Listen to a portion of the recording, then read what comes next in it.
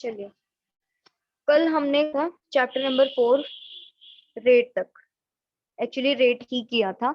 मैं तुम्हें एक और बाद में बताऊंगी इंस्टेंटेनियस रेट और नॉर्मल रेट में क्या फर्क होता है। एक शब्द होता है इंस्टेंटेनियस, मतलब एक्चुअली किसी भी मोमेंट पर, और एक होता है एक पर्टिकुलर इंटरवल में। तो ये मैं बाद में बताऊंगी। अभी हम मुद्दे पे आते हैं जो आज हमें पढ़ना है। ध्यान से सुनिए। देखिए, हमने कल रेट सीखा, उसमें rate of formation of product and rate of disappearance of reactant पढ़ा। जैसे कि आज मैं अगर आपको एक क्वेश्चन दे दूं कि 2A plus b gives 3C with respect to, मान लो कि मुझे पूरी रिएक्शन का रेट निकालना है, तो मैं इस पूरी रिएक्शन का रेट किसी से भी निकाल सकती हूँ, ए से या बी से या सी से। बी का जो बी के खत्म होने की स्पीड ही रिएक्शन का रेट, ए की खत्म होने की स्पीड दुगनी होगी और सी के बनने की स्पीड 3 गुनी होगी। तो पूरी रिएक्शन की स्पीड इसकी स्पीड से 1/3 होगी, क्योंकि इसकी पूरी रिएक्शन की स्पीड ज्यादा तेज नहीं है, इसके बनने की स्पीड तेज है पूरी रिएक्शन की स्पीड से। तो जो हम रेट होता है वो इन तीनों में से किसी से भी निकाल सकते हैं। dA/dt -1/2, माइनस इसलिए लगा रहे हैं क्योंकि नहीं लगाएंगे तो आंसर नेगेटिव आएगा, उसको पॉजिटिव बनाने के लिए। नहीं तो छोड़ भी सकते हैं।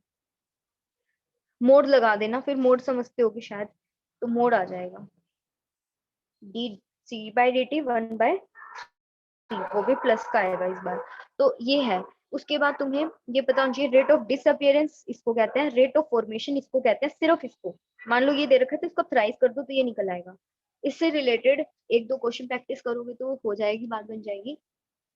और इसके अलावा आज हम पढ़ेंगे ऑर्डर, रेट लो और रेट कांस्टेंट। मैं ट्राई करूंगी कि आज आज मैं ये खत्म करा सकूं। और इसके बाद आप कल से, आप मतलब आज शाम को बैठ के, आज तो टेस्ट दोगे ना, कल मतलब थोड़ा जल्दी उठ के लिंक भेज दूंगी यूट्यूब पे। वो जो इंटीग्रेटेड रेट लो है, एक बार उसको करके आना। इस बार मैं क्लास में भी कराऊंगी सो दैट कि तुम्हें क्लैरिटी होगी, बट लेकिन उससे तुम्हें एक ओवरव्यू मिल जाएगा। आज ये तीनों हो जाएंगे, मुझे पूरा पूरा विश्वास है। अब वो उसके बाद चैप्टर खत्म है, उसके बाद तो कुछ बचा ही नहीं चैप्टर में। ठीक है, तो देखिए, जैसे कि मैंने आपको एक छोटा सा डाटा दे दिया है।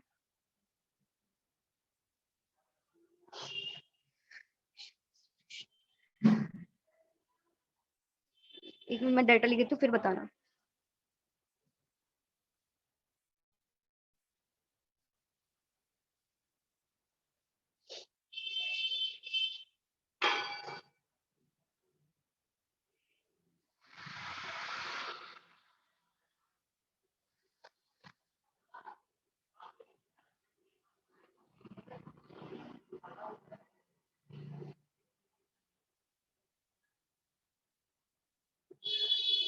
एक डाटा है आपके सामने, तो आप एक बार ध्यान से देखकर ये बताइए, यहाँ पर देखो एक बार ध्यान से, कि तुम जैसे जैसे कंसेंट्रेशन कम हो रही है, रिएक्टेंट है A for reactant, P for product, reactant जिस तरीके से कम हो रहा है, पर लेकिन स्पीड में कोई फर्क नहीं पड़ रहा।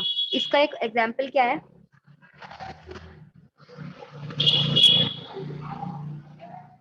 अमोनिया का डिकम्पोज होना। अमोनिया का फॉर्मूला क्या होता है, NH3। वो जब डिकम्पोज हो जाता है, कुछ भी डिकम्पोज होने के लिए तुम्हें पता है हीट देनी पड़ती है, तो ये थर्मल डिकम्पोजिशन होता है। तुमने अच्छे से पढ़ रखा है ये तो अपने सारी क्लासेस में, 6, 7, 8, 9, 10 डिकम्पोजिशन हो रहा है, thermal decomposition, and we are getting nitrogen and hydrogen. इस दौरान एक कैटलिस्ट यूज होता है, पीटी, टेम्परेचर यूज हो रहा है। अमोनिया के कितना ज्यादा या कम होने से कोई फर्क नहीं पड़ रहा। मैं अमोनिया की क्वांटिटी को ट्वाइस कर दूं तो भी रिएक्शन की स्पीड पे कोई फर्क नहीं पड़ रहा। तो हम यहाँ क्या कहेंगे कि जो रिएक्शन है वो रिएक्टेंट की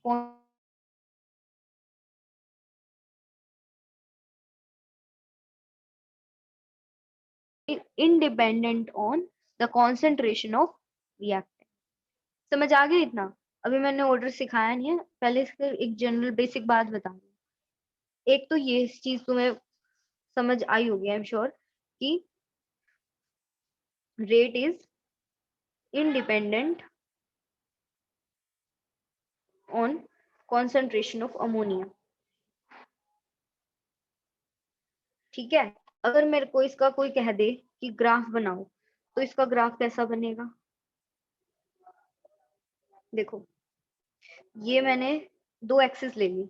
एक एक्सिस पे मैंने लिया रिएक्टेंट की कंसंट्रेशन, कंसंट्रेशन ऑफ ए, और एक पे मैं ले रही हूँ स्पीड, स्पीड के नंबर 1 2 3 4 5 6 7 8, और कंसंट्रेशन कोई भी नंबर है, 10 तक है।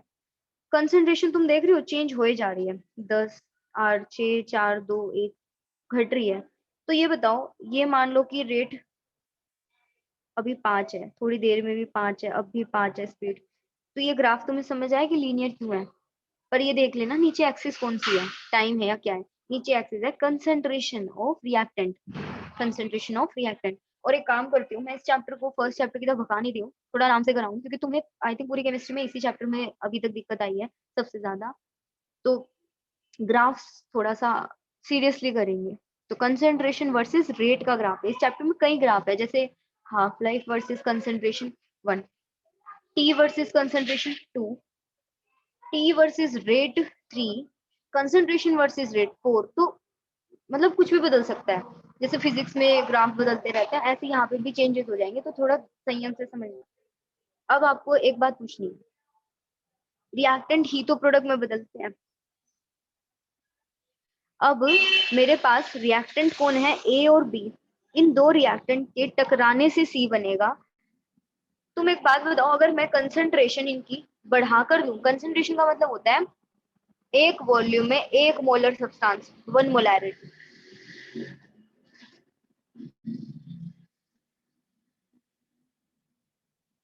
इसे कंसंट्रेशन कहेंगे, वन मोलैरिटी, एक वॉल्यूम 1 लीटर सॉल्यूशन में 1 मोल सब्सटेंस। पर अगर मैं सब्सटेंस को 2 मोल ले लूं, यानी कि उसी वॉल्यूम में ट्वाइस पार्टिकल्स हैं दोनों के, तो किस सिचुएशन में, फर्स्ट वाली यहाँ पे फर्स्ट लिख देती हूँ, और सेकंड वाली, किस सिचुएशन में तुम्हें लगता है कि प्रोडक्ट बनने के चांस ज्यादा होंगे और जल्दी प्रोडक्ट बन जाएगा, चाहे थोड़ा बने चाहे ज्यादा, पर जल्दी बनेगा? इन विच सिचुएशन?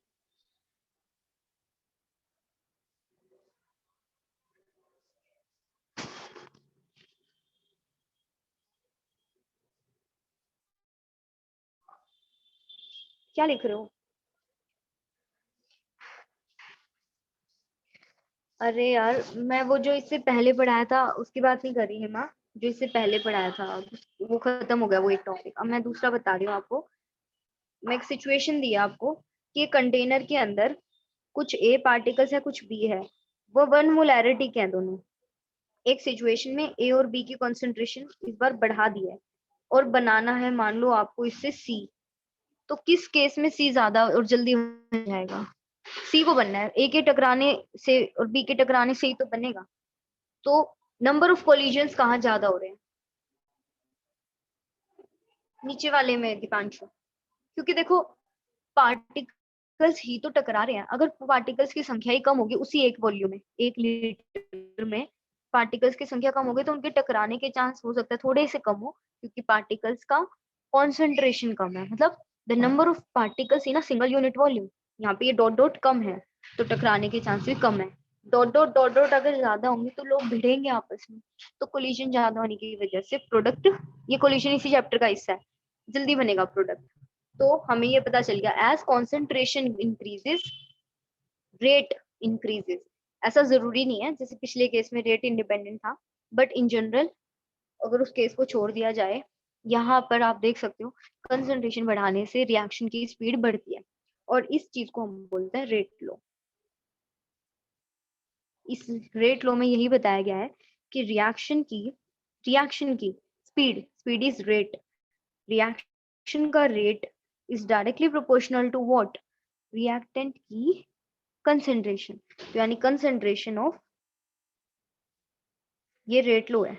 अभी मैं इसको संक्षिप्त में और इवन ब्रीफ में नहीं, पूरा भी बता देती हूँ, पहले ब्रीफ में समझो। रेट लो में यही बताया गया है, रेट लो में असल में क्या है, it is the variation on rate with change in concentration. मतलब हम एक रिएक्टेंट की कंसेंट्रेशन को बदल बदल के देख रहे हैं कि स्पीड पर क्या प्रभाव होगा, इस चीज को ही रेट कहते हैं। एनसीईआरटी में ये इस तरीके से दिया हुआ है the dependence of rate on concentration. आवाज आ रही है ठीक से? The dependence of rate on concentration, concentration पर रेट किस तरीके से डिपेंडेंस मतलब डिपेंड करता है। तो हमने अभी अभी भी पढ़ लिया, रिएक्टेंट की कंसेंट्रेशन ज्यादा होगी तो स्पीड क्या होगी, ज्यादा। यहाँ तक कोई दिक्कत तुम्हें? Rate is directly proportional to concentration of reactant, भूलना नहीं। जैसे कि मान लो ए से बी बन रहा है, तो मुझे बताओ रेट किसके डायरेक्टली प्रोपोर्शनल होगा? ए की कंसेंट्रेशन। ए प्लस बी है मान लो, तो रेट किसके डायरेक्टली प्रोपोर्शनल होगा? ए के बी भी, और बी पे भी तो डिपेंड करेगा। एक बात बताओ, सिंपल सी बात है, बी नहीं होगा तो ए कैसे रिएक्ट कर लेगा अकेला अकेला? ये बी पे भी डिपेंड करेगा। और जब दो चीजें हो तो इसको मैं ऐसे लिख सकते हैं कि भाई रेट दोनों पे डिपेंड कर रहा है। तुम्हें नोट्स चाहिए क्या अभी भी इस चैप्टर के, या लिख लें खुद?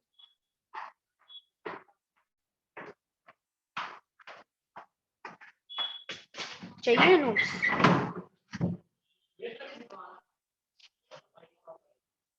दी भेज देना। चलो ठीक है। ओके, मैं कहाँ पे थी? ए से बी बना तो rate equals directly proportional to A. A plus B से सी बना तो rate is directly proportional to A as well as B. अगर मैं ए को ही दो बार लिख दूं तो rate is directly proportional to पहले वाला A, rate is also directly proportional to दूसरे वाला ए। तो इसको भी इस तरीके से नहीं लिख सकते, ए की कंसेंट्रेशन और ए की कंसेंट्रेशन, ठीक है। और साथ में हम इसको ऐसे भी तो लिख सकते थे नीचे वाली सिचुएशन को कि 2a गिव्स b, तो rate is directly proportional to a का स्क्वायर। अभी इस तरीके से समझो, फिर इसको थोड़ा सा मॉडिफाई करेंगे। हमें इतना तो निकालना आ गया ये 2 वगैरह वगैरह कहाँ से आता है, ठीक है। तो जैसे कि मान लो कहीं पे 2a प्लस 3b लिखा है, तो हम रेट को लिखेंगे कैसे कि rate is directly proportional to A की कंसेंट्रेशन 2 एंड बी की ये बताओ यहाँ तक क्लियर है? ये जो मैंने एक एक स्टेप करके बताया था कि ये क्यों लिखा है, मल्टीप्लाई कैसे आया, पावर कैसे आई, ये ध्यान रखना। ये आपका क्या है, इस दिस इज इक्वेशन। इक्वेशन में ये बताया गया है कि जो रेट है वो ए पर भी डिपेंड कर रहा है, बी पर भी डिपेंड कर रहा है। ए की कितनी पावर, अभी ये पावर वाला भी फंडा बताऊंगी, पर ए की पावर 2 पे डिपेंड कर रहा है और बी की पावर 3 पे डिपेंड कर रहा है। इसको ही रेट लो कहते हैं। और यहाँ पर प्रोपोर्शनल, अभी ये भी करेंगे डिस्कस के क्या होता है, ये आ गया। और हमें ये देखा गया कि जरूरी है 2 और 3 हो, एक्स और वाई लिखी है यहाँ पे, क्योंकि पता नहीं एक्सपेरिमेंटल वैल्यूज हैं ये तो, कि भाई पावर क्या होंगी, क्या एग्जैक्टली वो 2 पावर पे डिपेंड कर रहे हैं। अब मैं एक डाटा लिखूंगी, उससे तुम्हें क्लैरिटी मिलेगी। अभी के लिए यहाँ पे इतना तो क्लियर हो गया है कि रेट इक्वल्स टू दिस, क्या है रेट, ये है।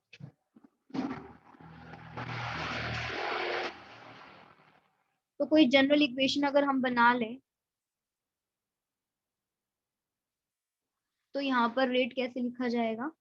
रेट इज इक्वल्स टू के, ए की पावर तो ए, बी की पावर बी, बस इसमें प्रोडक्ट नहीं लिखते।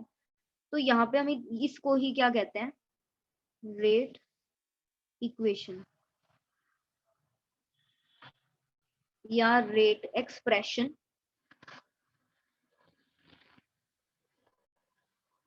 और सिंपली रेट लो, इसको ही रेट लो कहते हैं इस इक्वेशन को। यहाँ पर ए और बी जरूरी नहीं है कि हो, यहाँ पर इसलिए हम क्या लिख देंगे, डब्ल्यू एक्स या एक्स वाई, कुछ भी वाई जेड। तो ये नंबर्स जरूरी नहीं है इस स्टोइशियोमेट्री के क्या हो, इक्वल। और इन नंबर्स का सम ही क्या कहलाता है, अभी मैं आज एक बार ऑर्डर का असली में मतलब बताती हूँ, पर ये ध्यान रखना इन पावर्स का जो सम होता है that is known as order, ठीक है। यहाँ तक डन। तो अभी तुम्हें रेट लो बताओ, कि अगर कोई पूछे कि रेट लो बताता क्या है, तो रेट लो रिएक्टेंट की कंसंट्रेशन और रेट के बीच में क्या बताता है, संबंध। संबंध मतलब relation, relation between what, the reaction की स्पीड एंड द रिएक्टेंट की कंसंट्रेशन की स्पीड, रिएक्टेंट्स की कंसंट्रेशन। जैसे कि मेरे पास एक इक्वेशन है, for example 2a plus b gives c, तो रेट मैंने इस तरीके से लिख दिया बस। तो दिस इज रेट इक्वेशन। ये एक्सपेरिमेंट से पता चला कि जो रेट है वो ए पर तो डायरेक्टली प्रोपोर्शनल है और बी की 0 पावर पर, किसी चीज की पावर 0 है तो उसको हम क्या कर देते हैं, हटा सकते हैं। किसी की पावर क्या हो, अगर 0 तो उसको हटा सकते हैं। तो यहाँ एक्सपेरिमेंटली मुझे पता चला कि रेट तो बी से इंडिपेंडेंट है। वो रिएक्शन की कंडीशन पे डिपेंड कर रहा है, ए पर डिपेंड कर रहा है पर बी पर डिपेंड नहीं कर रहा। तो ये हमें किससे इंफॉर्मेशन मिलती है कि भाई कोई रेट स्पीड है वो किस किस रिएक्टेंट पे डिपेंड कर रही है, तो एक रेट इक्वेशन से। इसी को हम रेट लो कहते हैं। तुम्हें इतना क्लियर होगा रेट लो क्या होता है? Just an expression which gives a relationship between the speed of reaction and the participating reactants की concentration। ये है बस। बताओ यहाँ तक क्लियर है? रेट लो का एग्जैक्ट मीनिंग पता होना चाहिए, ना कि एक डेफिनेशन। ध्यान रखना प्लीज। अगर मेरे को आपको डेफिनेशन पूछनी है कि रेट की डेफिनेशन क्या होगी रेट लो की, तो वो डेफिनेशन कैसे लिखोगे? It is an expression in which rate is equals to the rate is directly proportional to concentration of reactant each raised to some power which is may or may not be equal to stoichiometric coefficient। आवाज आई? मैंने English में क्या बोला repeat करना है? इसकी definition, rate लो की definition. Rate लो की डेफिनेशन क्या बताई कि it is an expression in which it is an expression according to which rate is directly proportional to concentration of reactant each raised to power some stoichiometric coefficient। each raised to some power, उनकी कुछ power है which may or may not be equal to stoichiometric number, जो हो भी सकता है और नहीं भी stoichiometric के। ये रेट लो है। अब हम बात करेंगे कि ये पावर्स का फंडा क्या है, ये पावर का क्या फंडा है वो पढ़ेंगे। मुझे एक बात बताओ, काइनेटिक एनर्जी के बारे में जानते हो? बताइए,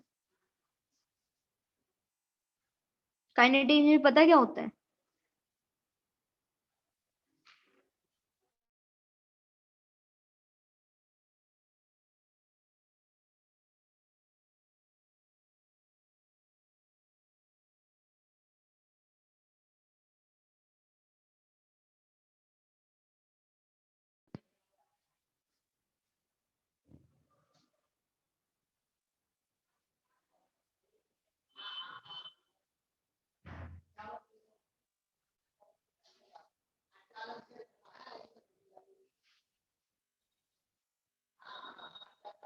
वही सारी है।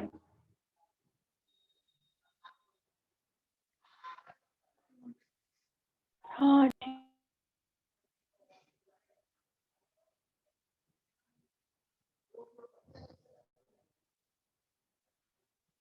मेरा पेन नहीं चल रहा इसलिए शायद।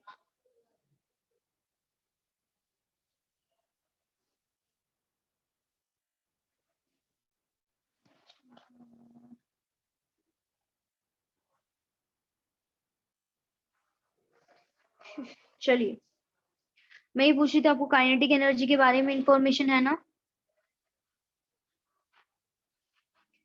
तुम एक बात बताना, अगर तुम्हें अच्छे से इंफॉर्मेशन है काइनेटिक एनर्जी के बारे में, ध्यान से। कोई मास है किसी बॉडी का 10 वजन किसी चीज का 10 kg है, ओके। और कोई चीज 5 की वेलोसिटी पे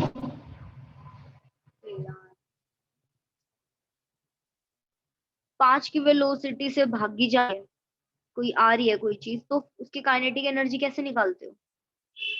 हाफ 10 में 5 का स्क्वायर करते हो। 5 का स्क्वायर किया। 1 मिनट रुको, 1 सेकंड रुको, मैं कुछ बताना चाह रही हूँ। 1 मिनट ठंड रखो, इतने वो हो जाते हो, उग्र हो जाते हो कोई भी ऐसी चीज देख के। देखो, असलियत में मुझे नहीं पता था कि वेलोसिटी की कितनी पावर है। अभी मुझे नहीं पता, बिल्कुल भी नहीं पता। पर लेकिन हमें ये पता था कि जब मेरी किसी ऑब्जेक्ट की वेलोसिटी क्या पाई गई 5 थी, उसकी काइनेटिक एनर्जी कितनी पाई गई?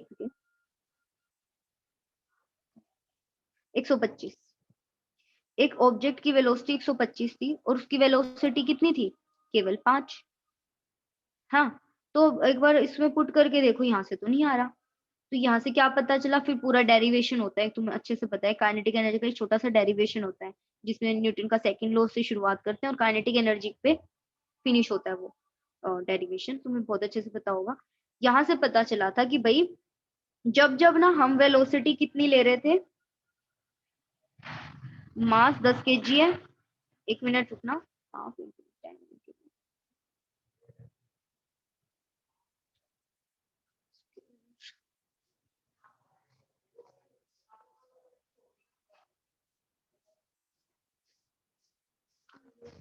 ओके ठीक है, किसी चीज का मास ना 10 है और उसकी जो वेलोसिटी थी वो 10 थी, तो काइनेटिक एनर्जी उस टाइम उसकी कितनी आई? 500।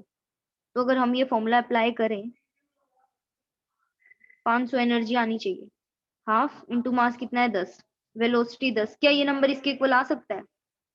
नहीं आ सकता। ये अगर स्क्वायर होगा ना तो आ सकता है, स्क्वायर होगा तो आ सकता है। तो यानी कि हमें आउटपुट से इंफॉर्मेशन मिली कि काइनेटिक, समझ पा रहे हो मुझे? काइनेटिक एनर्जी वेलोसिटी की कितनी, 1 मिनट रुको।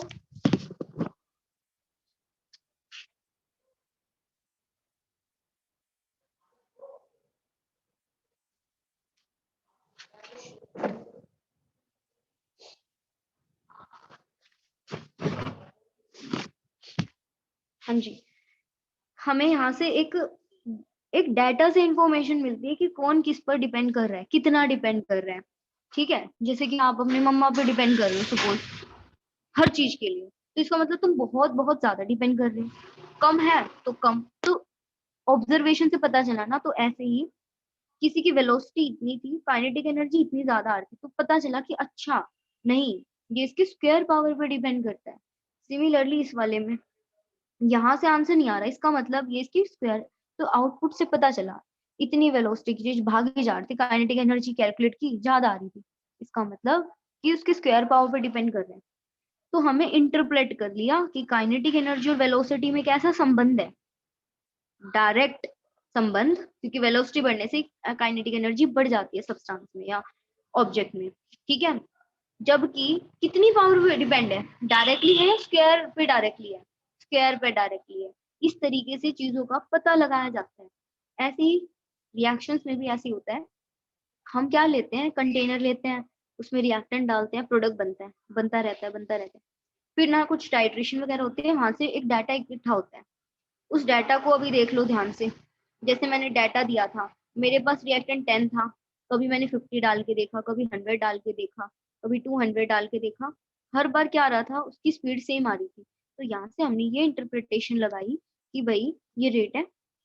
हमने ये इंटरप्रिटेशन लगाई कि जो रेट है वो रिएक्टेंट की कंसंट्रेशन के डिपेंड कर ही नहीं रहा, क्योंकि उसको चेंज करने से वैल्यू पे कोई असर नहीं हो रहा। तो हम बोलेंगे कंसंट्रेशन ऑफ रिएक्टेंट पर डिपेंड नहीं कर रहा, जीरो पावर पे डिपेंड कर रहा है, मतलब बिल्कुल भी डिपेंड नहीं कर रहा। इतना क्लियर है? तो इस चीज को हम क्या बोलेंगे, रेट लो। जबकि रिएक्टेंट तो था, अमोनिया से क्या बन रहा था, N2+3H2, यहाँ पे 2, ये तो 2 आना चाहिए था पर यहाँ तो 0 आया। इसका ये डाटा से पता चला कि ये तो इसकी रिएक्टेंट की कंसंट्रेशन पे डिपेंड ही नहीं कर रहा। तो इसे बोलते हैं रेट लो। रेट लो में अब ये देखा जाता है कि रिएक्टेंट कि कितनी कंसंट्रेशन पर स्पीड निर्भर कर रही है। तो कितनी कंसंट्रेशन पर निर्भर कर रही है? कितनी पे भी नहीं, बिल्कुल भी नहीं। तो बोलेंगे जीरो। Zero order. ऑर्डर का शब्द का मीनिंग समझ रहे हो? हिंदी में बता रही हूँ तुम्हें मैं, मैथमेटिकल मैंने पिछली बार करवाया था, तुम्हें समझ नहीं आया, एक बार हिंदी में समझो। जीरो ऑर्डर रिएक्शन का मतलब क्या है? जीरो ऑर्डर का क्या मतलब है यहाँ पर? एग्जैक्टली ये नहीं कि इसकी जो पावर है वो जीरो ऑर्डर है, नहीं। Zero order means rate reactant की कंसंट्रेशन में निर्भर बिल्कुल भी नहीं कर रहा। ठीक है, अब मान लो एक रिएक्शन का K की वैल्यू 2 है। अब एक डाटा लिख रही हूँ, उसे देखते जाना। कंसंट्रेशन 10 है और स्पीड कितनी है, 1 मिनट रुकना। कंसंट्रेशन 1 है किसी रिएक्शन की और इसकी स्पीड है 10। कंसंट्रेशन मैंने क्या कर दी, 2 ले ली।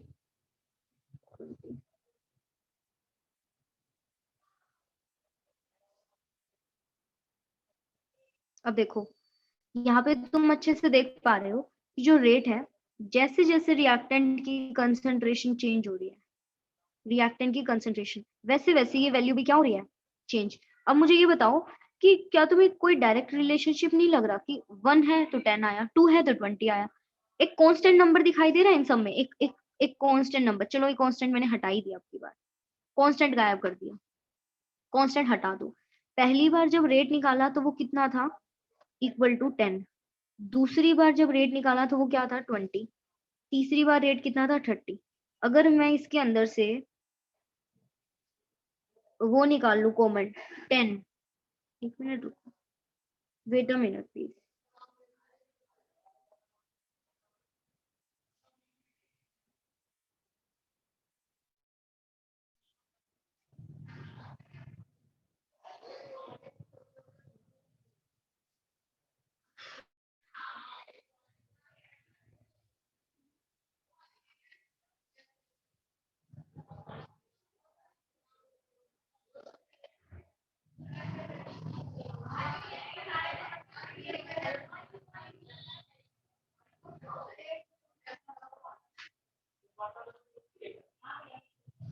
हाँ जी, मैं सही लिख रही थी, अब बताना।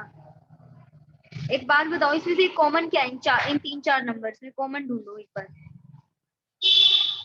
इन सब में कॉमन क्या है।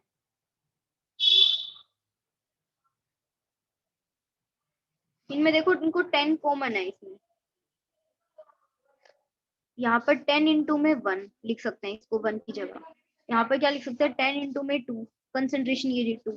अगले को 10 इंटू में 3 लिखा जा सकता है, अगले को 10 इंटू में 4 लिखा जा सकता है, अगले 10 इंटू में 5 लिखा जा सकता है। ये क्या है, कंसेंट्रेशन ऑफ रिएक्टेंट है सारे।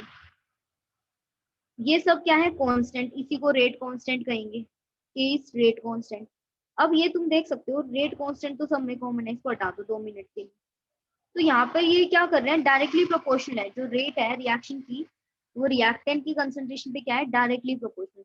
ये बढ़ा तो ये भी बढ़ गया, तो इसकी पावर कितनी आ जाएगी, 1, क्योंकि यहाँ पर ये डायरेक्ट रिलेशनशिप में। ठीक है, एक दूसरा डाटा दे रही हूँ।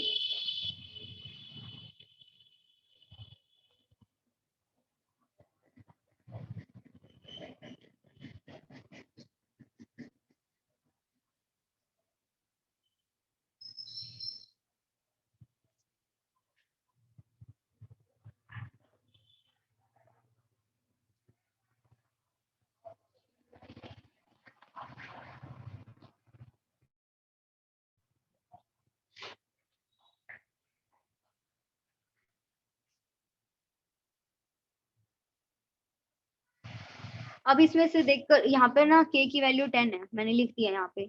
ये बताओ कि जो रेट है, आप देख रहे हो ये बढ़ रहा है, ये 2 बढ़ा तो 40 बढ़ गया, 3 बढ़ा तो 90 बढ़ गया, 4 बढ़ा तो, क्या ये बराबर वैल्यू से बढ़ रहे हैं, देख के बताओ, डाटा को देख के। अब की बार इसमें 10 कॉमन है, ये एक ही 2 पावर पे डिपेंड कर रहे हैं, 2 पावर पे, ना कि 1 पावर पे। क्योंकि पिछले केस में मैंने डाटा सेम रखा था, जितना जितना ये चेंज हो रहा था ना, ये वाला, उतना ही यहाँ पर वेरिएशन आ रहे थे। पर यहाँ पर सेकंड वाले पार्ट में वेरिएशन बहुत लार्ज गैप आ रहे हैं।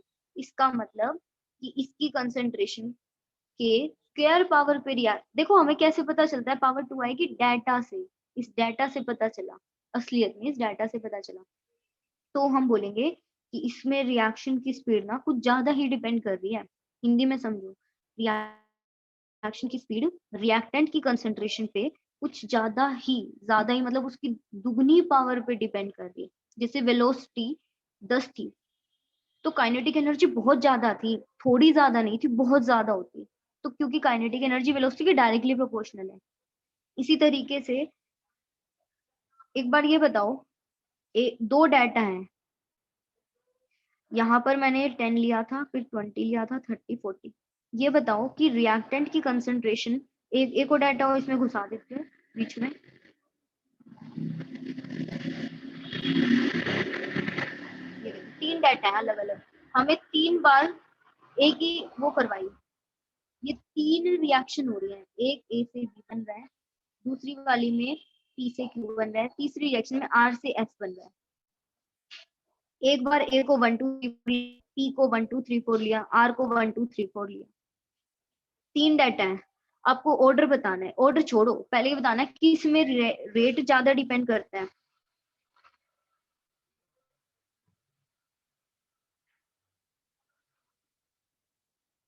देख लो यहाँ से, ये डाटा से देखो आज वो पावर कहाँ से आती है। देखो यहाँ पे सारी वैल्यू सेम है, रिएक्टेंट को चेंज करने से कोई प्रभाव नहीं पड़ा, तो ये इसकी 0 पावर पे डिपेंड करता है। यहाँ पर डाटा कुछ छोटे छोटे नंबर से इंक्रीज कर रहे हैं, दैट मीन्स कि ये आर पर डिपेंड तो कर रहा है रिएक्टेंट पर लेकिन ज्यादा नहीं, यानी 1 पावर पर।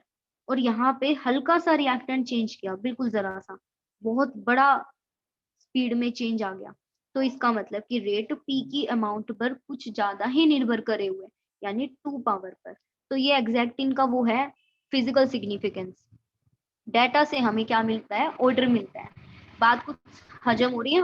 देखो अगर मैं तुम्हें सीधा ये बता देती कि भाई इसे 0 ऑर्डर कहते हैं, तुम्हें पता तो चल जाता है ये 0 ऑर्डर है, पर इसका इंटरप्रिटेशन समझ लो, इसका मतलब कि रिएक्टेंट पे डिपेंड नहीं कर रही। किसी की 1 पावर पे डिपेंड करने का क्या मतलब है, बिल्कुल डायरेक्टली प्रोपोर्शनल बट ज्यादा नहीं। किसी की 2 पावर पे डिपेंड करने का क्या मतलब है कि डाटा इस तरीके से आ रहा है कि उसके पावर को डबल किया जाए तब वो रेट के इक्वल है। तो यानी डाटा से हमें पता चला कि वो रिएक्टेंट पर कितना निर्भर करता है। इन तीनों को ही रेट लो कहते हैं, क्योंकि रेट लो से हमें ये पता चला कि कोई रिएक्शन की स्पीड कितना और किस किस रिएक्टेंट पर डिपेंड कर रहा है। मान लो कि एक रिएक्शन में ए प्लस बी से डी बना और रेट ऐसे लिख दिया मैंने। मुझे ये बताइए कि इसके अंदर क्या रिएक्शन ए पर डिपेंड कर रही है, ए फॉर एप्पल, पर लेकिन ए तो पार्ट है रिएक्शन का, तो यानी रेट लॉ से आपको ये पता चल गया कि वो ए पे डिपेंड नहीं कर रही, बी पे भी डिपेंड कर रही है, ये तो पता है। पर अभी अगर रेट लॉ की पावर लिख दूं तो इसे पता चलेगा बी पे बहुत बहुत ज्यादा डिपेंड कर रहा है।